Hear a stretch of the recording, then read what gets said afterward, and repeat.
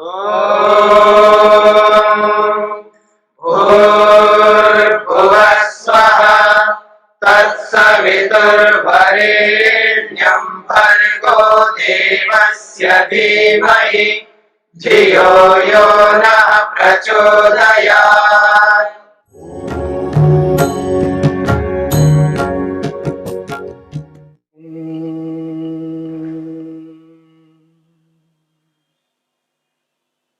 मन को रोकने के उपायों पर विचार चल रहा है।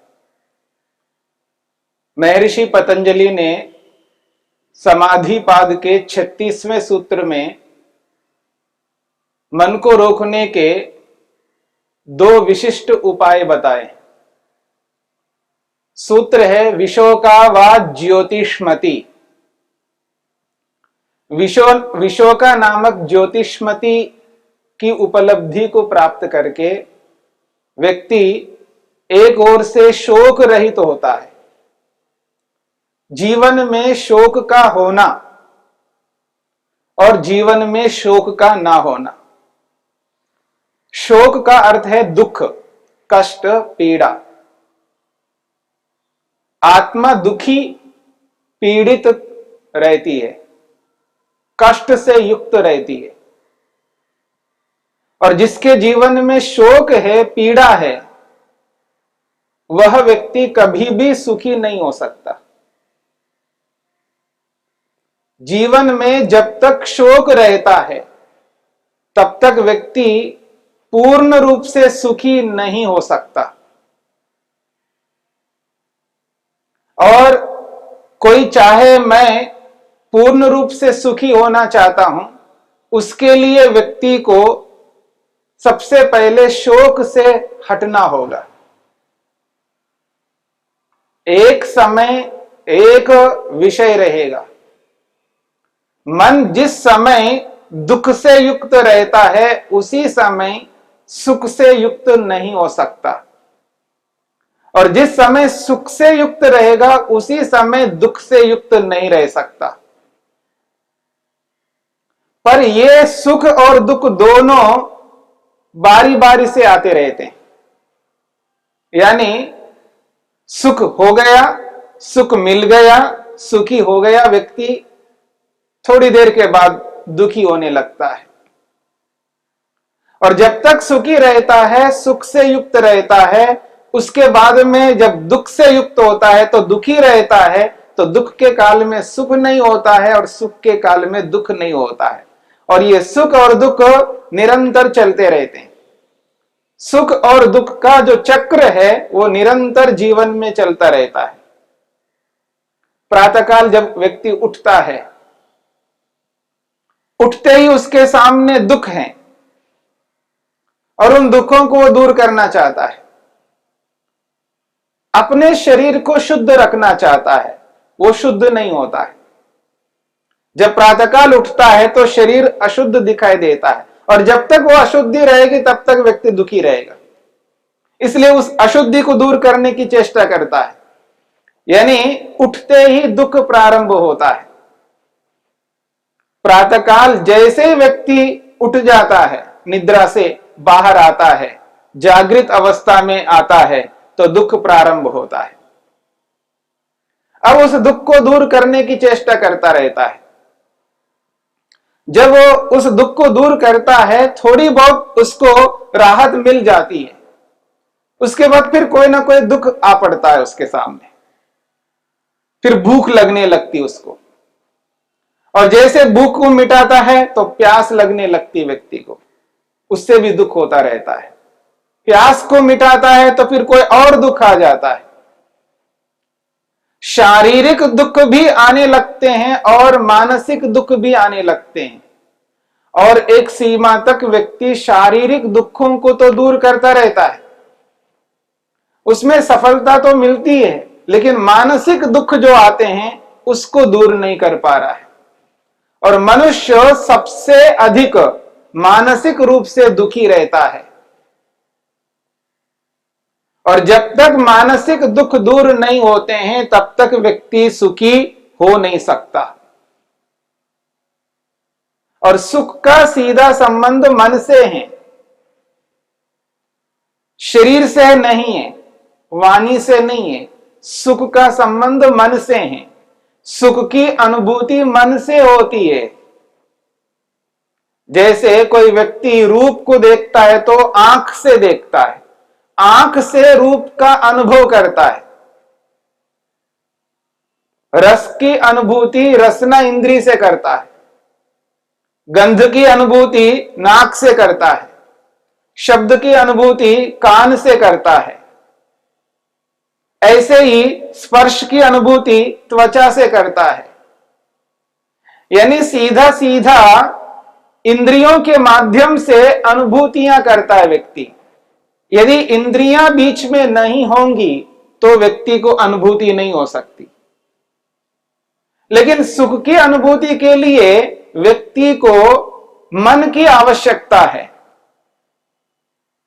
बिना मन के सुख को अनुभव नहीं कर सकता, क्योंकि सुख का सीधा कारण मन है। मन से ही सुख अनुभव में आता है, मन से ही दुख अनुभव में आता है। और मानसिक रूप से व्यक्ति जितना प्रताड़ित रहता है,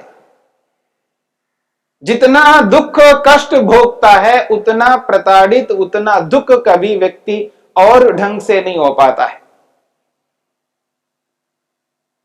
शारीरिक रूप से दुख आने पर उसका उपचार शीघ्रता से कर लेता है, लेकिन मानसिक रूप से जब दुख आता है तो उसका उपचार वो नहीं कर पाता है।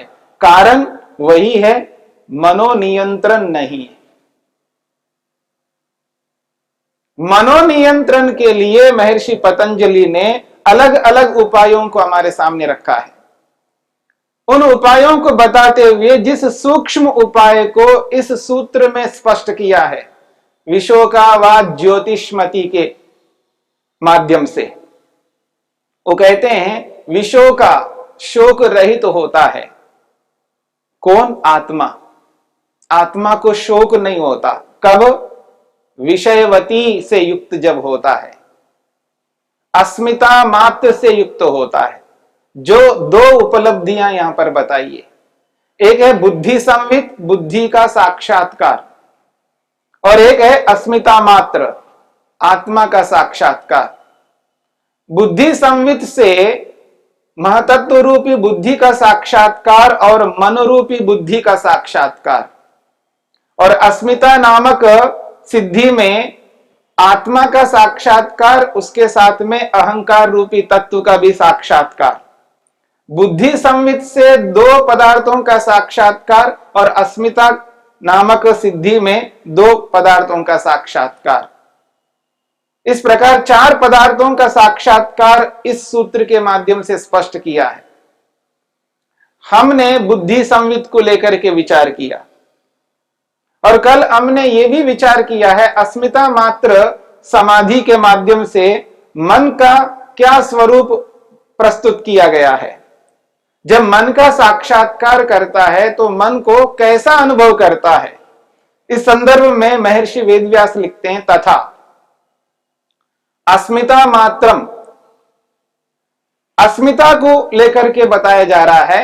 अस्मिता मात्रम भवति, कैसा होता है? तो कहते हैं तथा अस्मितायाम समापन्नम चित्तम, अस्मितायाम समापन्नम चित्तम निस्तरंगम महोदधिकल्पम शांतम अनंतम अस्मिता मात्रम भवति।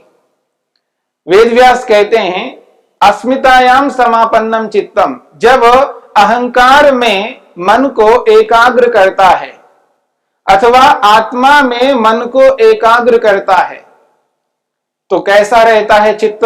तो कहते हैं निस्तरंगम, तरंगों से रहित, यानी चंचलताओं से रहित, या और सूक्ष्मता से कहा जाए वृत्तियों से रहित। मन वृत्तियों से युक्त रहता है। व्यवहार काल में जब हम व्यवहार करते हैं संसार के साथ, संसार के लोगों के साथ, तो मन में अलग अलग वृत्तियां उत्पन्न होती हैं। एक ही वृत्ति निरंतर नहीं चलती है। मन में अलग अलग प्रकार की वृत्तियां उत्पन्न होती रहती है, यानी अलग अलग विचार उत्पन्न करते हैं। सदा एक विचार मन में नहीं रहता व्यक्ति में। किसी एक विषय में लगता भी है तो केवल वही विषय नहीं रहता है, उस विषय के साथ साथ बीच बीच में अलग अलग विषयों को उत्पन्न कर लेता है, अलग अलग विचारों को मन में लाता है। ये जो अलग अलग विचार मन में आ रहे हैं इसी को कहते हैं वृत्तियां। अलग अलग विचार यानी अलग अलग वृत्ति। एक ही विचार करे ना तो एक ही वृत्ति निरंतर चलता रहे। एक ही वृत्ति निरंतर जब चलती रहेगी तब एकाग्रता होती है। जब एक वृत्ति निरंतर नहीं चलती तो अलग अलग वृत्तियां होंगी, यानी अलग अलग विचार मन में होंगे। पर यहां पर कहा है निस्तरंगम महोदधि कल्पम। महोदधि कहते हैं समुद्र को, और कल्पम का मतलब है समान, समुद्र के समान। जब व्यक्ति दूर से समुद्र को देखता है, और विशेषकर जब ऊपर से देखा जाए, किसी पहाड़ में खड़े होकर के, पहाड़ की चोटी में खड़े होकर के जब समुद्र को हम देखें तो पानी पानी दिखाई देगा चारों ओर, दूर से देख रहे हैं। अथवा ऊपर से देखें, विमान से देखें, हेलीकॉप्टर से देखें, ऊपर से जब नीचे हम देखेंगे समुद्र को, दूर से देख रहे हैं, उस स्थिति में समुद्र निस्तरंग होता है, यानी शांत रहता है। उसमें जो तरंगे हैं, पानी का ऊपर नीचे होना है, वो दिखाई नहीं देता है, बिल्कुल शांत दिखाई देता है, केवल स्थिरता दिखाई देगी उसमें। पानी में कोई हलचल नहीं दिखाई देगा।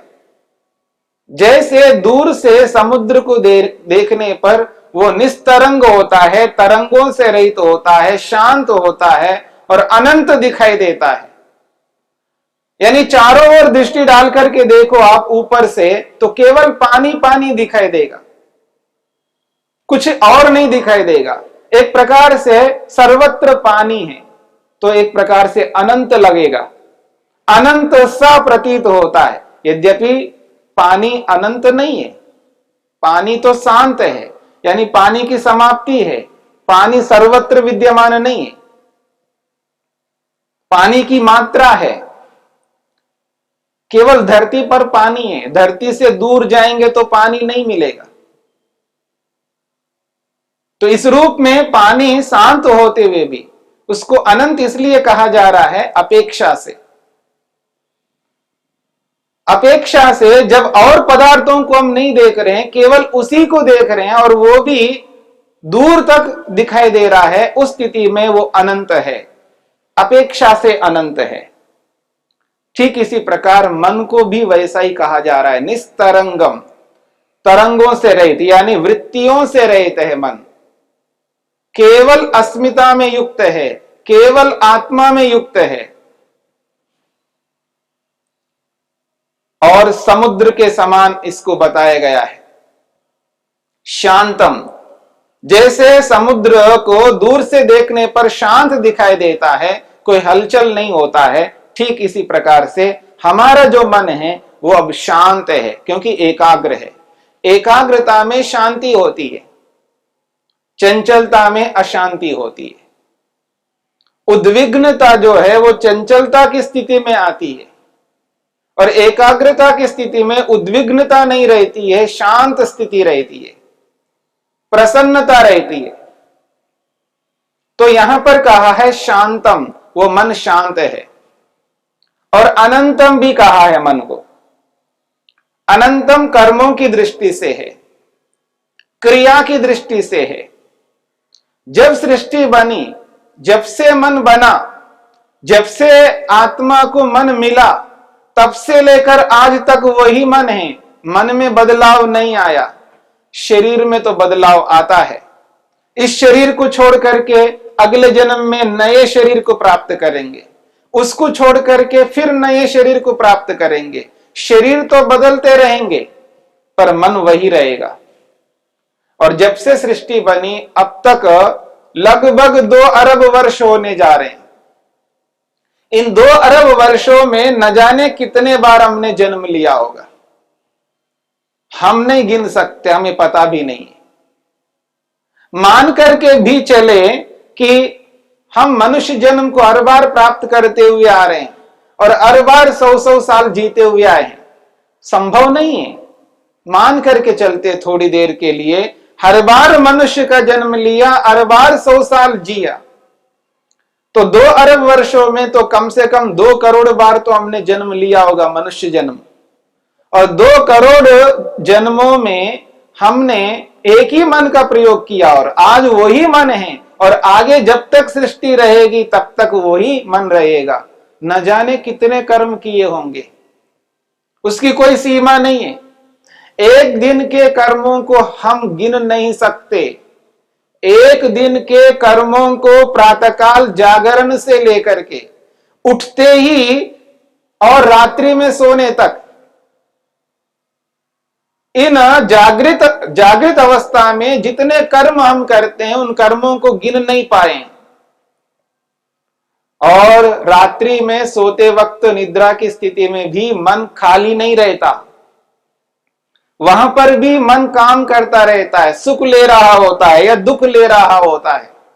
इसलिए निद्रा को भी वृत्ति कहा है। निद्रा में भी मन का व्यापार, मन का क्रियाकलाप चलता रहता है, मन कभी खाली नहीं रहता। तो इस दृष्टि से, क्रिया की दृष्टि से, कर्म की दृष्टि से मन को यहां पर अनंत कहा जा रहा है। तो तथा अस्मितायाम समापन्नम चित्तम, जिस प्रकार बुद्धि का साक्षात्कार किया है ठीक उसी प्रकार, तथा अस्मितायाम समापन्नम, आत्मा में एकाग्र मन कैसा है? निस्तरंगम महोदधिकल्पम, समुद्र के समान तरंगों से रहित, यानी विचारों से रहित, वृत्तियों से रहित है। शांतम, प्रसन्न है, शांत है। अनंतम, क्रिया की दृष्टि से इसने न जाने कितने कर्म किए हैं। ऐसा ये मन अस्मिता मात्रम भवति, आत्मा से युक्त रहता है, लगातार आत्मा में एकाग्र किया हुआ है। धारणा, ध्यान और समाधि, मन को शरीर के एक स्थान पर हृदय में टिकाया, वहीं पर स्थिर किया, धारणा बनाई और वहां पर धारणा बना करके केवल आत्मा का चिंतन विचार चल रहा है। ये आत्मा का ध्यान है। और वही ध्यान जब समाधि के रूप में परिवर्तित हो जाता है तो आत्मा का दर्शन हो जाता है, आत्मा का साक्षात्कार होता है। आत्मा का स्वरूप क्या है वो आत्मा को स्पष्ट होता है। आत्मा को आत्मा का स्वरूप स्पष्ट होता है। आज हम आत्मा के स्वरूप को उसके स्वरूप के अनुसार नहीं मानते, पर समाधि में जैसा आत्मा है उसी प्रकार अनुभव करते हैं। यही समाधि का विशिष्ट लाभ है। विशोकावाद ज्योतिष्मति।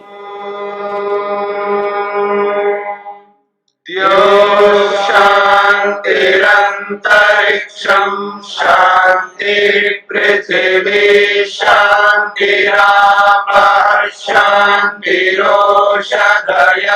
शांतिः वनस्पतयः शांतिर्विश्वे देवाः शांतिर्ब्रह्म शांति सर्वं शांति शांतिरेव शांति क्षमा शांतिरेधि। ओम शांति शांति शांति।